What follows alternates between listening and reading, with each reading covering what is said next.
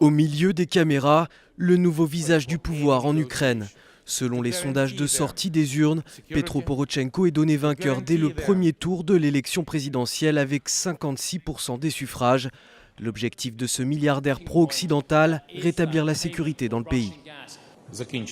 Nous devons mettre fin à la guerre, à ce chaos. Nous devons apporter la paix et l'unité à la terre ukrainienne.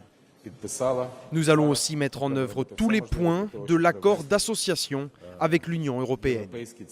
Place de l'Indépendance à Kiev, on écoute le discours attentivement, mais sans se faire d'illusions. Il y a une mésentente entre l'Est et l'Ouest de l'Ukraine. Les positions sont si différentes, les opinions divergent tellement. Je pense que c'est une lourde responsabilité. S'il arrive à calmer notre Ukraine, ce serait vraiment très bien. Enfin, s'il y arrive. Contraste saisissant. De l'autre côté du pays, à Donetsk, les portes des bureaux de vote sont fermées. Des millions de personnes ont été privées de scrutin. Eux à l'ouest, ils font à leur façon, et nous à notre façon. Nous sommes plus proches de la Russie, eux sont plus proches de l'Europe. Ce n'est pas notre président, nous n'avons pas voté pour lui. Peut-être à l'ouest, oui, mais chez nous, à ce que je sache, les élections n'ont pas eu lieu. Symbole d'une division toujours plus forte dans le pays, ici les urnes font office de poubelle.